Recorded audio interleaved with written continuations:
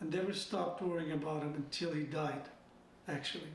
When he was killed in 2011, when he was killed, that's when they topple him and it's gone. That's when I felt better. So all these years, I did enjoy my life. I mean, I enjoyed my kids and my American way of life. Enjoyed it very much. But in my background, it says still, even though we don't have a relationship with Libya, they won't let any Libyan come in or governments or anything.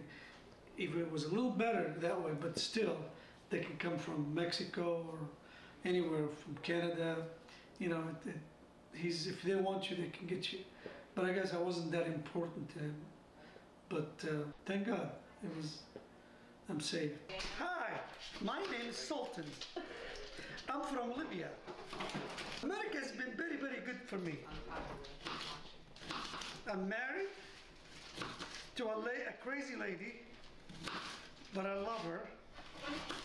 My husband, he's the most patriotic American that I know. He really loves this country and he loves the opportunities. He loves the freedom of speech and that you can be whatever you want to be, that you can say whatever you want to say and you don't feel like you're afraid that you're going to go to prison.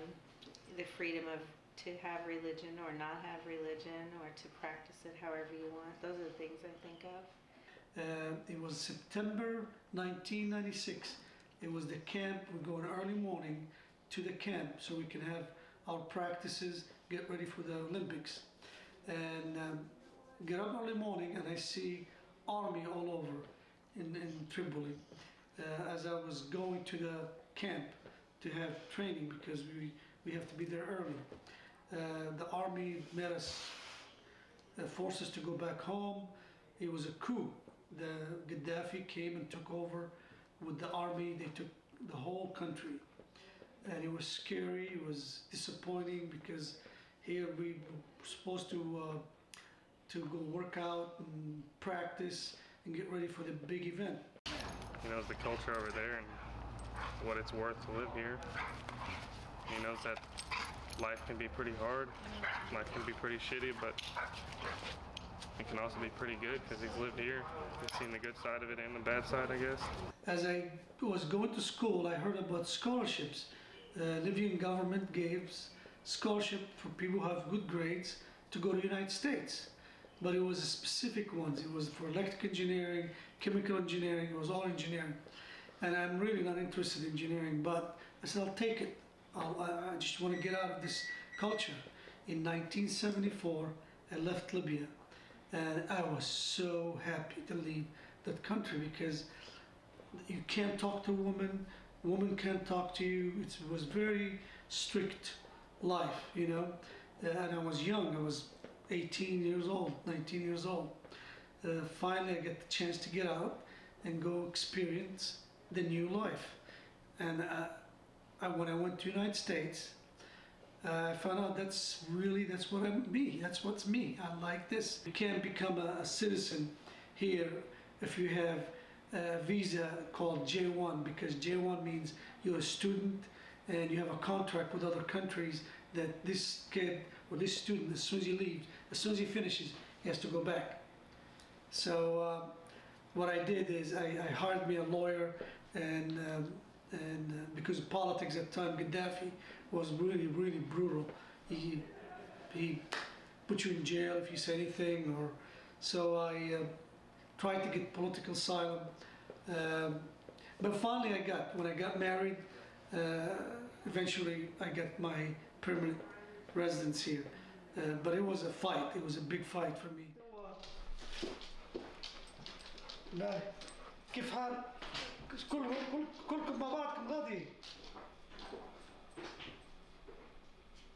I feel like my dad had everything that anyone could want in life except for his family being nearby and having access to his family for most of his life was probably took a toll on him.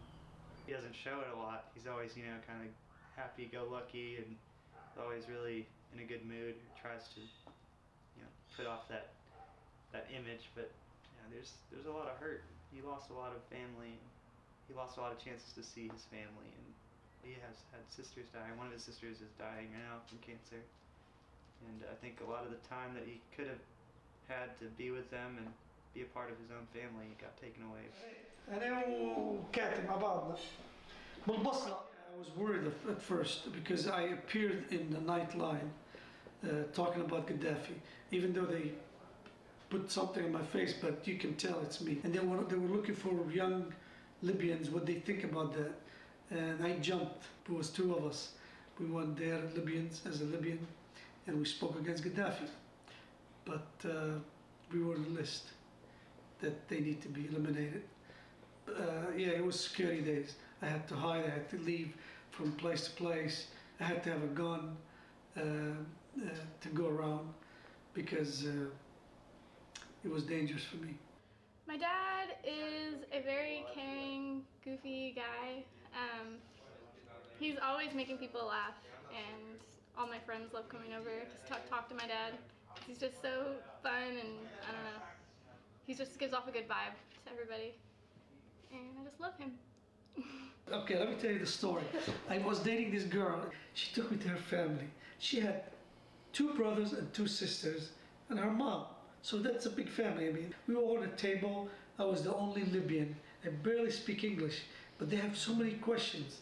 They ask me all these questions, but all I see there, I see coziness, I see family gathering. It just made me, oh my God, I love to do this. I wish my family's like this. But I felt like one of them, I really did. They asked me, one of the questions is, how many wives does your father have? And I was joking, I said, 5. Oh, how does he?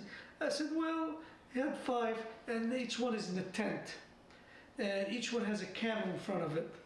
He favorites my mom the best. He always comes to my mom, because he likes my mom the best. And when she has the best camel, stuff like that. And finally at the end they said, whatever I told you, it was just a joke. They were laughing. It was a nice time. It was a really nice time. And the world is having a wrong idea about the United States. If they can just come here and see how they live and see how they treat people and how nice they are, they will be convinced that that's the best country in the world. And it is the best country in the world. I wouldn't change a bit of it. This is my country, and this is where I want to live.